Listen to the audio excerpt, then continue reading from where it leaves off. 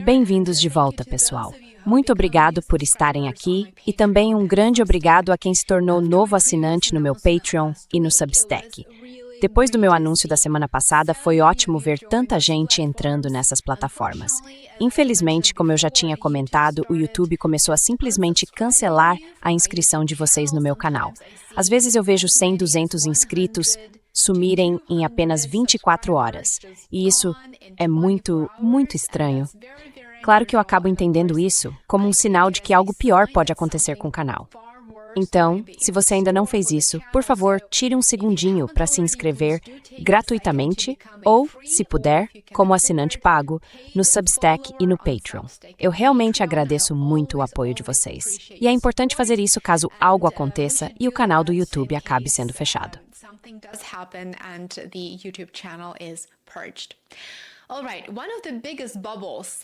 Certo. Um dos maiores estouros prestes a acontecer na economia dos Estados Unidos agora é, claro, a bolha do private equity. Ela está avaliada em cerca de 22 trilhões de dólares e ninguém sequer fala sobre isso. Pois é, o private equity já foi apresentado como a forma mais inteligente e dinâmica do capitalismo.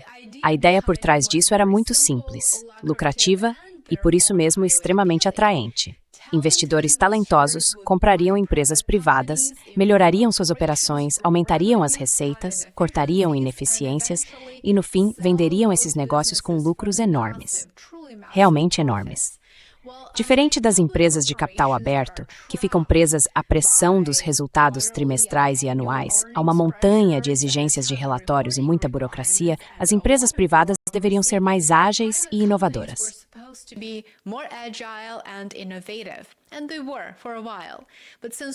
E por um tempo, isso realmente aconteceu.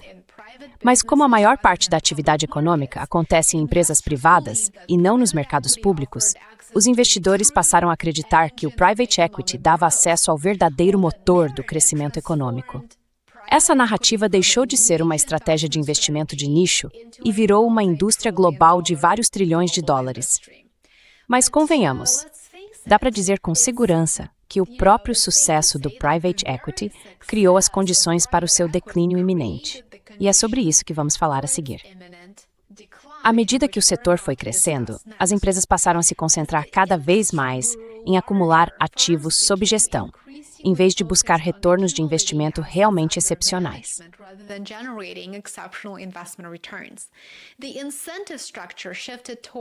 A estrutura de incentivos passou a favorecer a cobrança de taxas de administração sobre volumes enormes, realmente enormes, de capital. Hoje, por exemplo, as empresas de private equity têm juntas mais de 2 trilhões de dólares em capital não investido.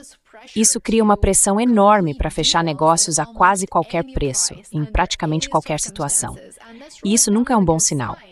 Por causa disso, as avaliações de mercado ficaram cada vez mais distantes da realidade econômica, da realidade contábil e financeira. E por que isso acontece? Bom, porque essas empresas estão se apoiando demais em projeções de crescimento otimistas, em alavancagem e, claro, em engenharia financeira, em vez de melhorias reais nos negócios.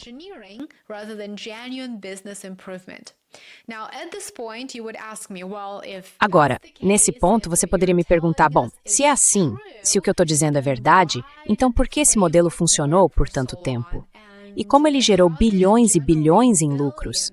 Pois é, essa é uma ótima pergunta. O sistema funcionou porque as taxas de juros ficaram próximas dos níveis mais baixos da história. Dívida barata permitiu que as empresas de private equity pegassem dinheiro emprestado de forma agressiva, refinanciassem com facilidade e inflassem as avaliações em vários setores. Mas se você acompanha o meu trabalho, já sabe que o ambiente macroeconômico mudou de forma drástica.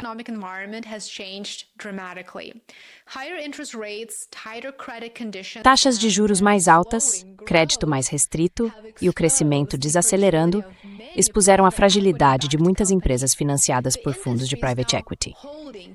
O setor agora está segurando dezenas de milhares de negócios não vendidos, que no papel valem trilhões de dólares. Mas muitas dessas avaliações talvez nunca se concretizem no mercado real. Então, qual seria uma boa palavra para descrever essa situação? Eu diria que a melhor palavra é bolha. A indústria de private equity está numa bolha de vários trilhões de dólares prestes a estourar. E a promessa central do private equity, retornos superiores, como eu mencionei antes, começou a desmoronar.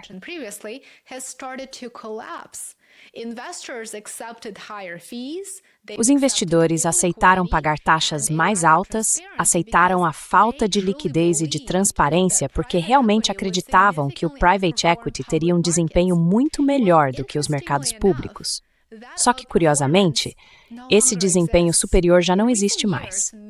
Nos últimos anos, grandes índices de ações, como o S&P 500, por exemplo, muitas vezes entregaram retornos maiores do que muitos fundos de private equity, mesmo sendo mais baratos, mais líquidos e totalmente transparentes.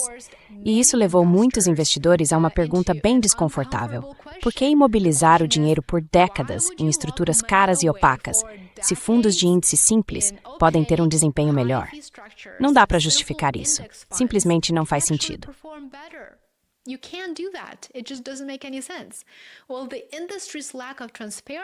Olha, a falta de transparência do setor também aumentou as preocupações. Diferente dos mercados públicos, onde os preços são definidos o tempo todo por meio de negociações abertas, as empresas de private equity costumam avaliar internamente seus próprios portfólios, e isso é um grande sinal de alerta. Como ex-auditor de uma das Big Four, posso dizer que as avaliações feitas pela gestão, as projeções e as premissas em que essas avaliações normalmente se baseiam nunca devem ser aceitas sem uma análise cuidadosa, sem questionar e verificar tudo 2 ou 3 vezes. Essa falta de supervisão e de transparência abre muito espaço para avaliações infladas ou otimistas demais.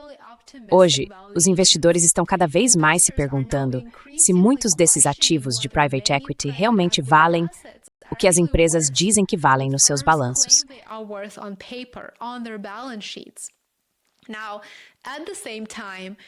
Ao mesmo tempo, as condições mais amplas do mercado também ficaram cada vez mais desconfortáveis para o setor de private equity.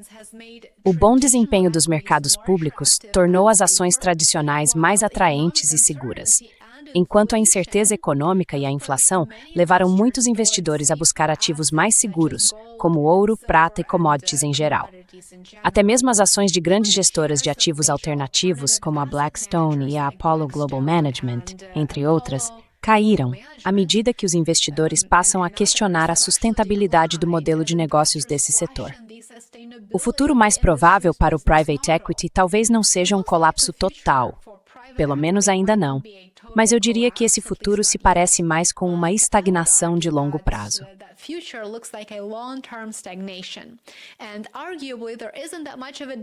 E, na verdade, não há tanta diferença assim entre as duas coisas. O setor pode continuar funcionando, mas com captação de recursos mais fraca, com retornos menores e provavelmente com um ceticismo crescente por parte dos investidores. Então, aquela aura do private equity, como uma forma superior de capitalismo, está desaparecendo rapidamente. O que antes parecia um modelo de inovação, como eu mencionei antes, agora cada vez mais se parece com um sistema excessivamente financiarizado, muito dependente de dívida barata, de avaliações infladas e de engenharia financeira. Ironicamente, o private equity talvez só consiga sobreviver se ficar menor e realmente voltar aos seus princípios originais. E isso significa um setor mais disciplinado, voltado para melhorias operacionais reais, em vez de buscar crescimento e alavancagem sem fim.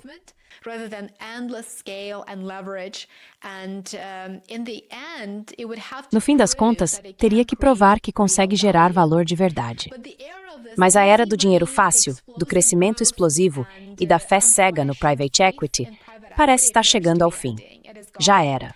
A questão agora não é se existem rachaduras nesse setor de 22 trilhões de dólares, e sim por quanto tempo os investidores ainda vão continuar ignorando essas rachaduras.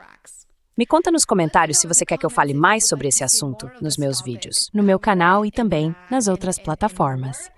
Vou adorar saber a sua opinião nos comentários aqui embaixo. Curte, se inscreve e compartilha. E como sempre, espero no próximo vídeo, amanhã. Até mais! Take care.